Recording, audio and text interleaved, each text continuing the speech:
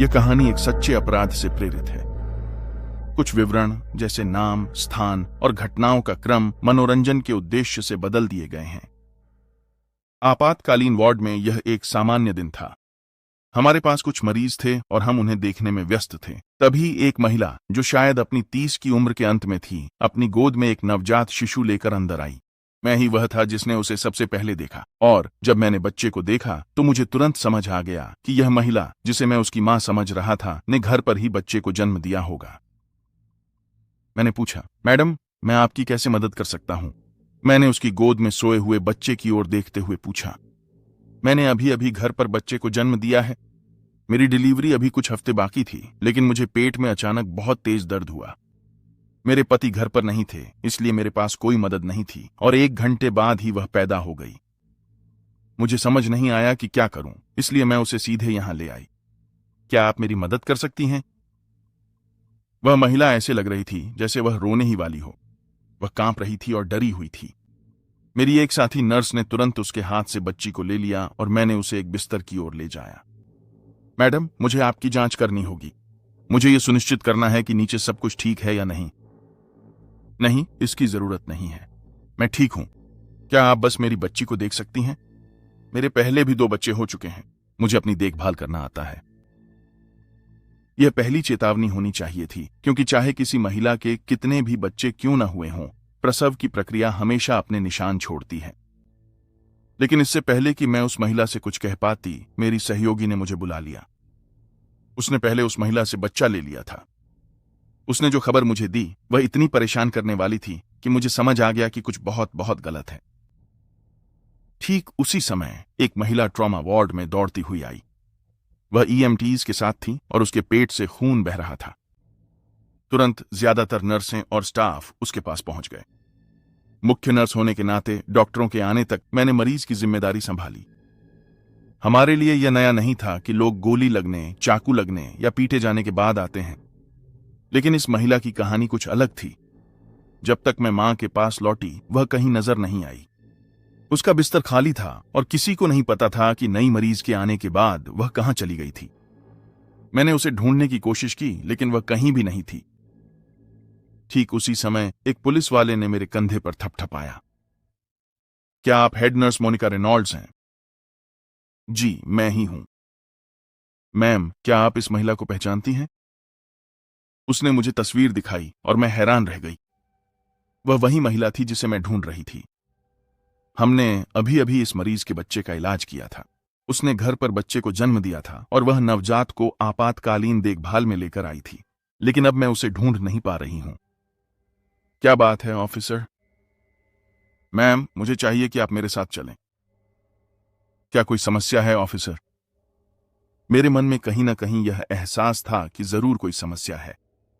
Ma'am, क्या आप हमें ठीक ठीक बता सकती हैं कि उस महिला ने आपसे क्या कहा था? वो अपने बच्चे के साथ अंदर आई थी। मैंने अधिकारियों को सारी घटना विस्तार से बता दी। क्या आपने उसमें कुछ अजीब देखा? उसने पूछा। तभी मुझे याद आया कि उसने खुद की जांच करवाने से मना कर दिया था।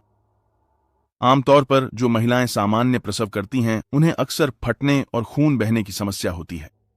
उनके लिए जन्म के तुरंत बाद चलना तो दूर, हिलना डुलना भी मुश्किल होता है। लेकिन यह महिला तो बिल्कुल ठीक ठाक चल रही थी, और उसने मुझे उसकी जांच तक नहीं करने दी, जो मुझे बहुत अजीब लगा। क्या बच्चा आपके पास है? अधिकारी ने पूछा। तभी मैंने वह दुखद खबर बताई। बच्चे की मौत तो उसके आने से पहले ही हो चुकी थी। एक अन्य नर्स बच्चे को जांच के लिए ले गई, लेकिन तब तक बच्चा गुजर चुका था। क्या आप बता सकती हैं कि बच्चे की मौत कैसे हुई होगी? जैसे ही मैं बोल रही थी, जासूस अपनी नोटपैड में सब कुछ लिख रहा था। सबसे संभावित कारण तनावपूर्ण प्रसव था। अगर बच्चा जन्म नली में बहुत देर तक ऑक्सीजन के बिना फंसा रहे तो उसके मरने की पूरी संभावना होती है। मुझे लगता है कि इस मामले में यही मौत का कारण हो सकता है। जासूस ने एक लंबी सांस ली और मुझे धन्यवाद कहा, फिर वहां से चला गया। लेकिन मुझे दया भरी यह भावना थी कि इस कहानी में जासूस जो बता रहा है उससे कहीं ज्यादा कुछ है। मरीजों का बोझ लगातार आता रहा और मैं उनकी देखभाल में व्यस्त हो गई। घंटों बीत चुके होंगे और मेरी शिफ्ट खत्म होने वाली थी। तभी जासूस फिर मेरे पास आया। हमें फिर से बात करनी है मैडम। उसने कहा और वहां से चला गया। मैं उसके पीछे गई और जो उसने मुझे अगला बताया उससे मेरा दिल टूट गया और मुझे इंसानियत से भरोसा उठ गया। मैडम, हमें आपको अदालत में गवाही देने की जरूरत होगी। क्या क्या आप कृपया समझा सकती हैं कि क्या हो रहा है? मैं बहुत उलझन में थी। वह महिला जो बच्चे को लेकर आई थी एक अपराधी है। वह बच्चा उसका नहीं था। उसका नाम मेलानी जेनकिंस है और उस पर हत्या के प्रयास और शिशु को खतरे में डालने का आरोप है, साथ ही उस बच्चे की हत्या का भी। क्या? तो फिर वह बच्चा किसका था? वह ताशा एडम्स का बच्चा था, वही मरीज जिसे पेट में चाकू मारा गया था, जिसके साथ मैं और सभी पुलिस वाले पहुंचे थे। तो मेलानी को वह बच्चा कैसे मिला? क्या यही वजह थी कि उसने जन्म देने के बाद पेल्विक जांच से इनकार कर दिया था? बिल्कुल सही। उसने खुद बच्चे को जन्म नहीं दिया था, इसलिए उसे जांच या किसी भी चिकित्सकीय देखभाल की जरूरत नहीं थी। अगर आप में से किसी ने उसकी जांच की होती तो आपको तुरंत पता चल जाता कि उसने बच्चे को जन्म नहीं दिया था और संभवतः आप सवाल पूछते और शायद पुलिस को भी सूचना देते। जब हम पहुंचे तब बच्चा अभी भी बच्चों के वार्ड में था। वह अस्पताल से बच्चे के बिना भाग गई थी क्योंकि हमें संदेह है कि उसे पता था कि बच्चा मर चुका है। यह तो भयानक है। लेकिन आपको कैसे पता चला कि वह ताशा का बच्चा था? कल रात देर से हमें 911 पर एक कॉल मिली थी। वह ताशा थी। खून बहने के कारण वह मुश्किल से होश में थी। हम जितनी जल्दी हो सका वहां पहुंच गए। सिर्फ यह सुनकर ही मेरा खून खौल उठा, लेकिन मुझे यह सोचकर भी गहरा दुख हुआ कि कोई किसी और का बच्चा चुरा सकता है, खासकर एक ऐसी महिला जो खुद भी मां हो। 2 हफ्ते बाद मुझे मेलानी जेनकिंस के खिलाफ गवाही देने के लिए अदालत में उपस्थित होने का एक आधिकारिक पत्र मिला, लेकिन ताशा एडम्स का वह मामला उससे पहले ही सुर्खियों में आ चुका था। माना जाता है कि मेलानी की सगाई टॉड से हुई थी, जो एक बच्चा चाहता था। उसकी खुद की पिछली शादी से 2 बेटे थे, लेकिन वह और बच्चे नहीं चाहती थी। टॉड अपना खुद का बच्चा चाहता था और इस पर अड़ा हुआ था, और मेलानी को डर था कि कहीं वह टॉड को खो न दे। इसलिए उसने 9 महीने के लिए एक योजना बनाई। मेलानी ने 9 महीने तक गर्भवती होने का नाटक किया, सबको धोखा दिया और उन्हें यह विश्वास दिलाया कि वह टॉड का बच्चा लिए हुए है। जब उसकी डिलीवरी की तारीख करीब आ गई तो उसे पता था कि टॉड जल्द ही बच्चे की उम्मीद कर रहा है, लेकिन उसके पास कोई बच्चा नहीं था। इसलिए उसने क्रेग्सलिस्ट पर एक विज्ञापन डाला। यह विज्ञापन उन गर्भवती महिलाओं के लिए था जो बच्चों के कपड़े मुफ्त में चाहती थीं। ताशा एडम्स, 22 साल की एक अविवाहित गर्भवती महिला, ने उस विज्ञापन का जवाब दिया। वह पैसों की तंगी से जूझ रही थी और उसे लगा कि यह उसके लिए अपने बच्चे के लिए कुछ कपड़े पाने का सुनहरा मौका है।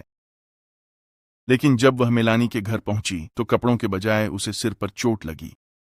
फिर उसे घसीटकर तहखाने में ले जाया गया और उसे नशीली दवा दी गई। उसके पेट को चीरकर उसके बच्चे को निकाल लिया गया। हालांकि वह मेलानी को रोक नहीं सकी, लेकिन घटना के बाद वह किसी तरह होश में रहते हुए पुलिस को फोन करने में कामयाब रही। मदद करना, मदद करना, कृपया। मैं नीचे हूँ। किसने काटा? मैं गर्भवती हूँ।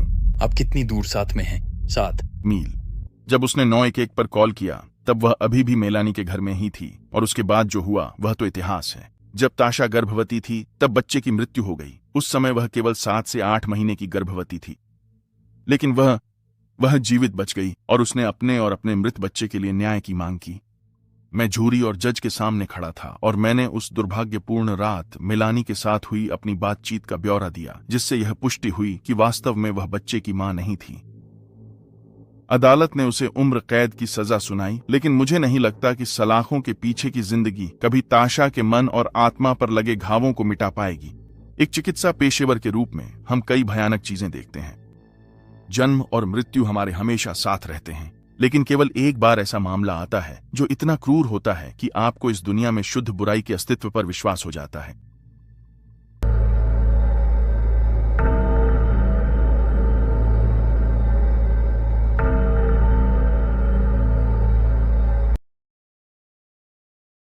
हम सब कुछ से दूर एक शांत सप्ताहांत चाहते थे।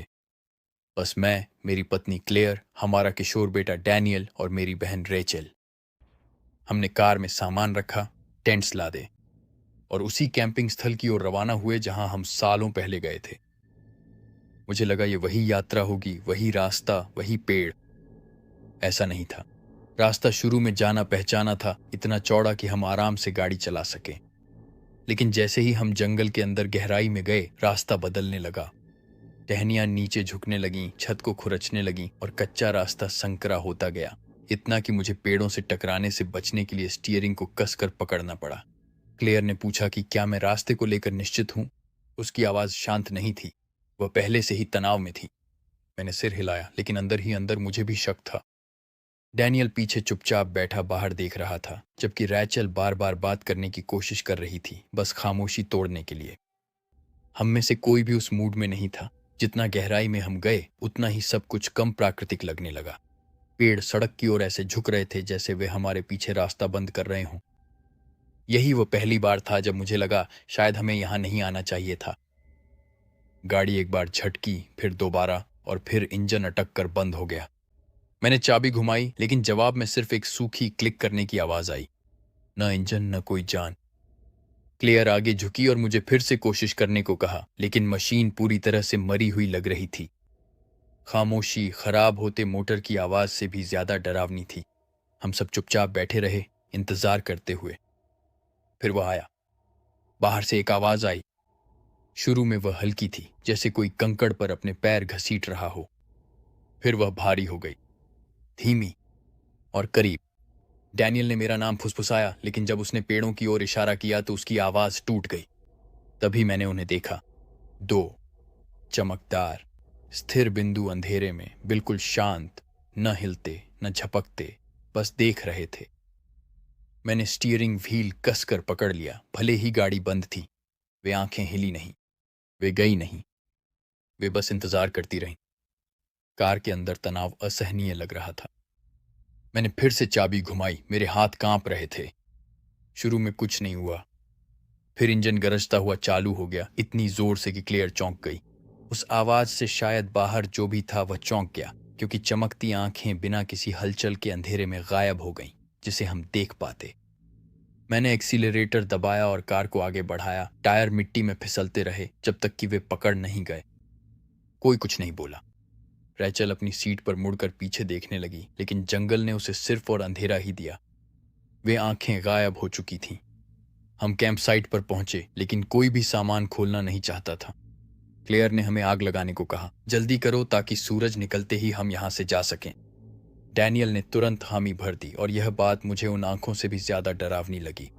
मेरा बेटा कभी भी बिना शिकायत के उससे किसी बात पर सहमत नहीं होता था। रैचल ने माहौल को हल्का करने की कोशिश की। उसने मजाक किया कि हम एक रैकून से डर गए थे, लेकिन वह खुद अपनी बात पर यकीन नहीं कर रही थी, और न ही हम कर रहे थे। जंगल अजीब सा लग रहा था, और हम सब इसे महसूस कर सकते थे, भले ही हम इसे जोर से स्वीकारना नहीं चाहते थे। हमने अभी सामान पैक करना शुरू ही किया था कि जाने की तैयारी करें। तभी एक तेज आवाज ने सन्नाटे को चीर दिया। वह कोई जानवर नहीं था, वह हवा भी नहीं थी, वह धात्विक और हिंसक थी, जैसे किसी चीज ने हमारी कार में जोर से टक्कर मारी हो। हम सब एक पल के लिए जड़ हो गए, फिर एक साथ उसकी ओर भागे, जैसे अब अलग होना कोई विकल्प ही नहीं था। कार का अगला हिस्सा पूरी तरह तबाह हो चुका था। बोनट ऊपर की ओर मुड़ गया था। ग्रिल ऐसे ढंस गई थी जैसे उस पर असंभव ताकत से वार किया गया हो। वहां कोई निशान नहीं थे, कोई टूटी हुई डालियां नहीं थीं, कोई संकेत नहीं था कि यह किसने किया। बस इतनी बेरहमी थी, मौन विनाश। अब कार बेकार हो चुकी थी। फिर भी मैंने इग्निशन घुमाने की कोशिश की, लेकिन कुछ नहीं हुआ। इस बार तो एक क्लिक तक नहीं आया, बस पूरी तरह से खामोशी थी। मेरे हाथ स्टीयरिंग व्हील को इतनी जोर से पकड़े हुए थे कि दर्द होने लगा, लेकिन अब कोशिश करने के लिए कुछ बचा ही नहीं था। क्लेयर ने हम सबको वापस टेंट्स की ओर धकेला, कहते हुए कि हमें साथ रहना होगा। हमने खुद को सबसे बड़े टेंट में बंद कर लिया और इंतजार करने लगे। मिनटें घंटों जैसी बीतने लगीं। फिर वही आवाज दोबारा आई। इस बार कोई टक्कर नहीं थी। पद चिन्हों, धीमा। वे जानबूझकर भारी कदमों से हमारे चारों ओर चक्कर लगा रहे थे, धूल पर घिसटते हुए, रुक रुक कर, मानो किसी हलचल को सुनने की कोशिश कर रहे हों। कदमों ने तंबू के चारों ओर पूरा चक्कर लगाया, कभी कभी इतने करीब कि हमने कपड़े को अंदर की ओर खिसकते हुए देखा, मानो कोई चीज उससे रगड़ रही हो। मेरे बगल में डेनियल कांप रहा था और मैंने उसे और करीब खींच लिया। रेचल ने अपनी सांसों की आवाज को रोकने के लिए अपना हाथ अपने मुंह पर दबा लिया। आवाज बंद नहीं हुई। यह धैर्यपूर्वक स्थिर रूप से चक्कर लगाता रहा। आखिरकार कदम रुक गए। खामोशी बहुत लंबी खिंच गई, बहुत ही अस्वाभाविक। हम सब किसी घटना के होने का इंतजार कर रहे थे।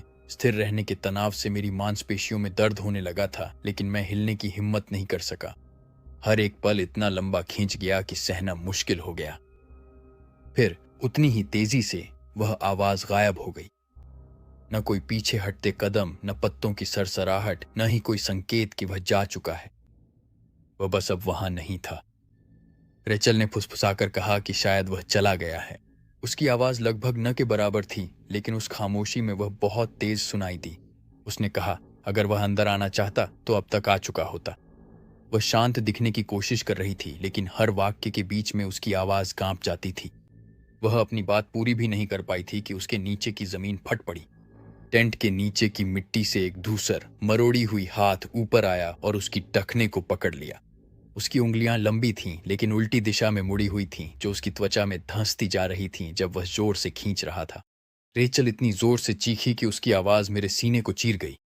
हमने उसकी बाहें पकड़ लीं, अपनी पूरी ताकत से उसे ऊपर खींचने लगे, लेकिन जो ताकत उसे नीचे खींच रही थी वह रोकी नहीं जा सकती थी। वह टेंट के कपड़े को अपने नाखूनों से नोच रही थी, उसे कसकर पकड़ रखा था। उसकी आवाज तेज चीखों में टूट गई थी, जो जंगल में गूंज रही थी। उसका चेहरा पूरी तरह डर से भरा हुआ था, उसका मुंह खुला हुआ था जब वह हमसे गिड़गिड़ा रही थी कि हम उसे छोड़े नहीं। फिर एक पल में ही वह गायब हो गई, सीधे जमीन के नीचे खींच ली गई।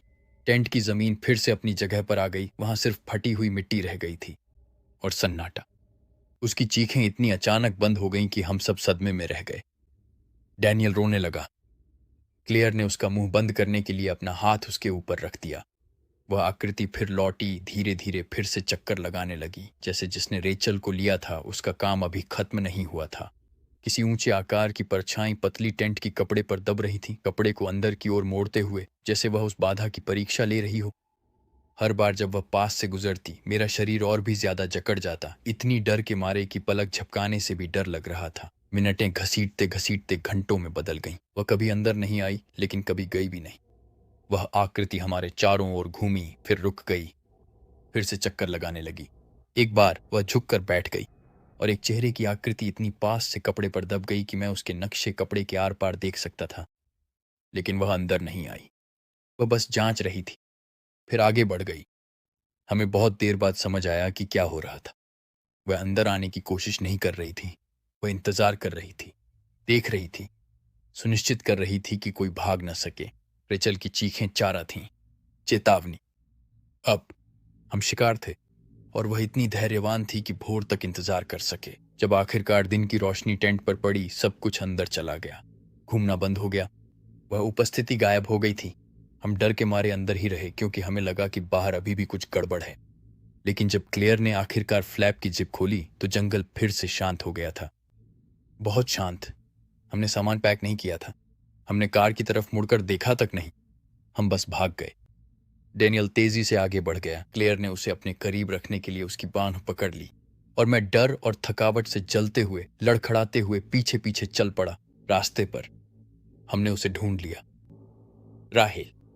उसका शरीर असामान्य रूप से मुड़ा हुआ था। उसका चेहरा इतनी बुरी तरह से बिगड़ चुका था कि पहचानना नामुमकिन था। उसकी आंखें खुली हुई थीं, उसकी त्वचा फटी हुई लग रही थी, जैसे किसी पंजे ने उसे नोच डाला हो। डेनियल चीख पड़ा और क्लेयर ने उसे पीछे खींच लिया, इससे पहले कि वह ज्यादा देर तक देख सके। मैंने खुद को रुकने नहीं दिया, मैं रुक भी नहीं सकता था। हम पेड़ों की ओर भागे जो मिट्टी की सड़क तक खुलते थे। एक कार आई जिसकी हेडलाइट्स सुबह की धुंध को चीरती हुई आ रही थीं। क्लेयर ने बेताबी से हाथ हिलाया और ड्राइवर ने गाड़ी धीमी कर दी। हमें अंदर बैठने दिया। उन्होंने कोई सवाल नहीं पूछा, हमने कोई जवाब नहीं दिया। हमने फिर कभी इस बारे में बात नहीं की, न आंखों के बारे में, न उस आवाज के बारे में, न रैचल के बारे में।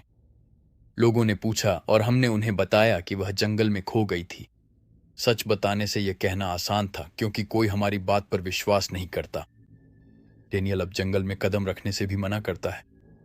क्लेयर हर उस यात्रा से बचती है जो जंगल के पास से भी गुजरती हो, और मैं हर बार जब मैं अपनी आंखें बंद करता हूं, मैं रैचल की चीख सुनता हूं। जब उसे हमसे दूर खींच लिया गया था, उसकी आवाज अचानक ही खत्म हो गई थी। हम फिर कभी कैंपिंग नहीं करेंगे, कभी नहीं। उस रात की शिफ्ट में हम 6 लोग काम कर रहे थे। कुछ खास नहीं, बस मरीजों और ऑपरेशन के बाद के मरीजों की निगरानी कर रहे थे। सभी सो रहे थे। कोई आपातकालीन मामला नहीं आया, कोई एम्बुलेंस नहीं थी। एक मृत शांत अस्पताल। हम रिसेप्शन के पास वाले लाउंज में थे। समय बिताने के लिए ताश खेल रहे थे। जॉर्डन हमेशा की तरह पत्ते बांट रहा था। रैचल हमेशा डैना पर किसी न किसी बेवकूफ़ी भरी बात को लेकर नाराज हो जाती थी। मार्कस शायद ही कभी अपने फोन से नजरें उठाता था। डेविड मेरे बगल में था। वह खेल का नाटक करते हुए भी गलियारे को देख रहा था। बहुत ज्यादा सन्नाटा था। अस्पतालों में रात को शांत होना चाहिए, लेकिन ऐसा नहीं। ना तो ताश के पत्तों की आवाज, ना नर्सों का मरीजों की जांच करना, ना ही दूर से आती कदमों की आहट। सिर्फ ऊपर की लाइटों से आती हल्की सी इलेक्ट्रिकल भनभनाहट और कभी कभी चिप्स के टेबल से टकराने की आवाज। ये सब सही नहीं लग रहा था। हम इसे कह नहीं रहे थे, लेकिन हर कोई यही सोच रहा था। करीब 2:30 बजे थे जब हमने वह आवाज सुनी। एक जोरदार दस्तक, ना ज्यादा तेज ना ज्यादा हल्की, बस इतनी कि हम सब वहीं जम गए। वह आवाज रिसेप्शन से आई थी। कोई मशीन नहीं थी, कोई अलर्ट नहीं था। एक दस्तक थी, मजबूत और जानबूझकर दी गई। शुरुआत में कोई नहीं हिला। फिर जॉर्डन ऐसे हंसा जैसे कुछ हुआ ही ना हो, लेकिन कोई भी उसके साथ नहीं हंसा। हम सब धीरे धीरे एक साथ रिसेप्शन की ओर बढ़े। कोई भी सबसे आगे नहीं जाना चाहता था। वह आवाज फिर से नहीं आई थी। हम सब बस चाहते थे कि यह जल्दी खत्म हो जाए और पता चल जाए कि कहीं कोई मजाक तो नहीं कर रहा। शायद कोई इंटर्न ही होगा, हमने खुद को यही समझाया। डेस्क पर सिर्फ एक ओवरहेड पैनल की रोशनी थी और कुछ नहीं। और वहां रिसेप्शन डेस्क के ठीक पीछे एक लड़की खड़ी थी। उसकी पीठ हमारी तरफ थी। वह हिल भी नहीं रही थी। उसके हाथ उसके शरीर के किनारे सख्ती से लटक रहे थे और उसके बाल पूरे चेहरे और गर्दन को ढक रहे थे। वह वहां की नहीं लग रही थी। यह बात एक पल में ही साफ हो गई थी। हमने कोई हरकत नहीं की। हम में से किसी ने कुछ नहीं कहा। कमरे में जैसे सब कुछ जम सा गया था। जिस तरह से वह खड़ी थी, कुछ गलत था। न तो शर्मीली थी, न ही डरी हुई थी, बस वहीं थी। न तो झटके खा रही थी, न ही वजन इधर उधर कर रही थी, बस जमी हुई थी। रेचल आगे बढ़ी और उसे पुकारा। कोई जवाब नहीं मिला, कुछ भी नहीं, यहां तक कि सांस भी नहीं दिख रही थी। जॉर्डन ने कुछ बड़बड़ाया और आगे बढ़ गया। वह पीछे मुड़ा, ऐसे मुस्कुरा रहा था जैसे उसे सब समझ आ गया हो। उसने उसके कंधे की ओर हाथ बढ़ाया। जैसे ही जॉर्डन ने उसे छुआ, उसका सिर थोड़ा एक तरफ लुढ़क गया, बहुत ज्यादा, जैसे उसकी गर्दन रुकने के लिए बनी ही नहीं थी। फिर पूरा शरीर उसी के साथ झुक गया। जो लड़की जैसी दिख रही थी वह एक गुड़िया थी, एक विशाल, लगभग असली आकार की गुड़िया। जॉर्डन पीछे कूद गया। उसका चेहरा पीला पड़ गया। हम और करीब गए। उसकी त्वचा प्लास्टिक जैसी नहीं लग रही थी, वह मुलायम लग रही थी, बहुत ज्यादा मुलायम। उसके बाल चिकने थे, कृत्रिम नहीं। बाहों पर छोटे छोटे खरोंच थे, जैसे किसी ने सतह से रेंगने की कोशिश की हो। आंखें बहुत असली। वे कांच की थीं, लेकिन जिस तरह से वे रोशनी पकड़ रही थीं, उन्हें जीवित जैसा बना रही थीं। किसी ने इस चीज पर मेहनत की थी, बहुत ज्यादा मेहनत। एक पल के लिए कोई कुछ नहीं बोला। फिर जॉर्डन फिर से हंस पड़ा, बहुत जोर से। उसने उस चीज को उठाया और डेस्क की एक कुर्सी पर बैठा दिया। डैना ने अपने फोन से रिकॉर्डिंग शुरू कर दी। मार्कस ने मजाक किया कि यह अस्पताल की कला है। हम सब हंसे, लेकिन उसमें कोई सच्चाई नहीं थी। उस गुड़िया में कुछ ऐसा था जिससे हम सब असहज हो गए थे और हम उसे शोर में दबाने की कोशिश कर रहे थे। रैचल सबसे पहले अलग हुई। वह अपने फोन की फ्लैशलाइट जलाकर गलियारे की ओर चल पड़ी। वह जानना चाहती थी कि इसे कौन लाया था। इसके पहले कि वह आवाज दे पाती, हमने उसे सुना। एक घसीटने की आवाज, धीमी लेकिन लगातार, जो विपरीत दिशा से आ रही थी। हम तुरंत मुड़ गए। कुर्सी खाली थी, गुड़िया गायब थी। हमने इधर उधर देखा, आधे मन से उम्मीद कर रहे थे कि कोई अचानक कूद कर बोलेगा, पकड़ लिया, लेकिन कोई नहीं आया। जॉर्डन ने कसम खाई कि उसने उसे फिर कभी नहीं छुआ। डैना हंसने लगी, लेकिन वह पहले जैसी हंसी नहीं थी। वह बार बार कह रही थी कि उसके पास इसका वीडियो है। उसने दिखाने की कोशिश की, लेकिन वीडियो ठीक उसी समय रुक गया जब गुड़िया गायब हुई थी। मैं डेस्क के पीछे चला गया। सोच रहा था शायद वह बस गिर गई हो या उलट गई हो। कुछ नहीं, कोई निशान नहीं, यहां तक कि उसकी अजीब सी गंध भी नहीं थी। जिस कुर्सी पर वह बैठी थी वह ठंडी थी, जैसे वह फ्रीजर में रखी हो। तभी माहौल में तनाव बदल गया। अब यह मजाकिया नहीं रह गया था। रेचल ने कहा, हमें वापस चलना चाहिए, इसे नजरअंदाज करो, ऐसा दिखाओ जैसे ये कोई शरारत थी।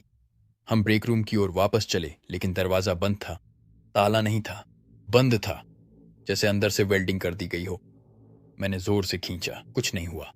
डैना ने उसे जोर से धक्का देने की कोशिश की, हिला भी नहीं। दरवाजे में तो ताला भी नहीं था।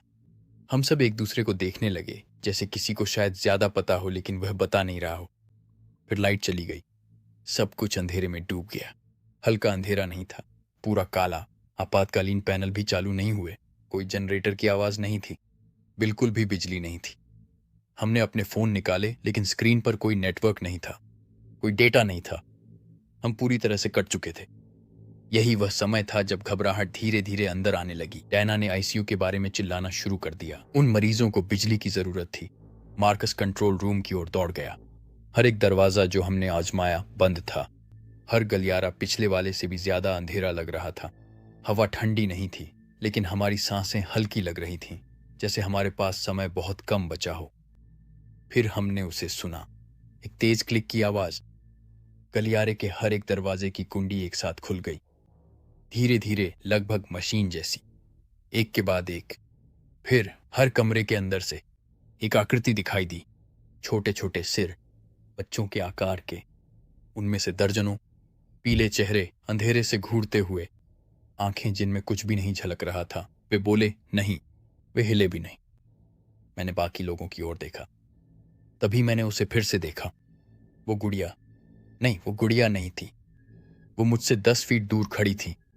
उसकी आंखें मेरी आंखों में गड़ी थीं। उसका चेहरा बदल गया था, अब भी चिकना था, लेकिन उसके नैन नक्श गलत थे। उसका जबड़ा ऐसे फड़क रहा था जैसे उसे हिलने की आदत न हो। उसके होंठ खुले, लेकिन कुछ भी नहीं निकला। फिर वह मेरी ओर चल पड़ी। मेरा सीना अचानक कस गया, जैसे किसी अदृश्य चीज ने उसे दबोच लिया हो। मैं घुटनों के बल गिर पड़ा, सांस लेने की कोशिश की, लेकिन कुछ भी अंदर नहीं आया। मैं दूसरों की हांफने और कुछ के रोने की आवाज सुन सकता था। डैना एक तरफ गिर गई, उसका सिर दीवार से टकरा गया। जॉर्डन खड़ा होने की कोशिश कर रहा था, लेकिन भीगे कागज की तरह ढह गया। वो प्राणी मेरी ओर बढ़ा, धीरे धीरे, जैसे उसके पास दुनिया भर का वक्त हो। मुझे मितली सी महसूस हुई। मैंने जोर से उल्टी कर दी, बार बार। गाढ़ा काला कीचड़, मेरे गले में जलन होने लगी। मेरे हाथ जमीन पर जा लगे और मैंने उसे देखा। मेरी त्वचा लंबी गीली पट्टियों में छिल रही थी। मेरी उंगलियां लाल हड्डियों जैसी दिख रही थीं। रेचल चीख पड़ी। मैंने मुड़कर देखा, मार्कस अपना चेहरा नोच रहा था। उसकी त्वचा फफोले पड़ रही थी, पिघल रही थी। डेविड सिकुड़ कर बैठा था। वो किसी ऐसी चीज से फुसफुसा रहा था जो सिर्फ वही देख सकता था। दीवार धड़कने लगी, लाइट्स लाल झपकने लगी, लेकिन उन्हें कोई ऊर्जा नहीं दे रहा था। आखिरी चीज जो मैंने देखी वो लड़की थी। नहीं, वो चीज अपना सिर टेढ़ा करके मुझे बिखरते हुए देख रही थी। फिर सब काला हो गया। हम रिसेप्शन में खड़े थे। लाइट्स जल रही थी, कोई अलार्म नहीं था, कोई बिजली नहीं गई थी, कुछ भी नहीं। गुड़िया फिर से कुर्सी पर बैठी थी, वही स्थिति, वही घूरती हुई नजर। मेरी त्वचा बिल्कुल ठीक थी। मैं गीला नहीं था, न खून, न जलन, न उल्टी। मेरी टांगें कांप रही थीं। मैंने चारों ओर देखा। बाकी सब लोग भी तेज तेज सांस ले रहे थे, आंखें फटी हुई थीं। हमने 1 मिनट तक कुछ नहीं बोला। फिर जॉर्डन ने फुसफुसाकर कहा, क्या वो सच में हुआ था? लियो ने सिर हिलाया। रेचल ने गुड़िया को उठाया और कमरे के पार फेंक दिया। वो जमीन पर धड़ाम से गिरी, उसके अंग अस्वाभाविक रूप से मुड़ गए। हमने कैमरे चेक की। रात का हर एक सेकंड रिकॉर्ड हुआ था। सब सामान्य था, कोई बिजली नहीं गई थी, कोई बच्चे नहीं थे, कोई गुड़िया हिलती नहीं दिखी। सिर्फ हम ही इधर उधर घूम रहे थे, बातें कर रहे थे, हंस रहे थे। तो फिर हम सब ने एक ही चीज कैसे देखी? हमने उसका कभी जवाब नहीं दिया। लेकिन उसी रात हमने गुड़िया को जला दिया और हमने फिर कभी रात की शिफ्ट में काम नहीं किया।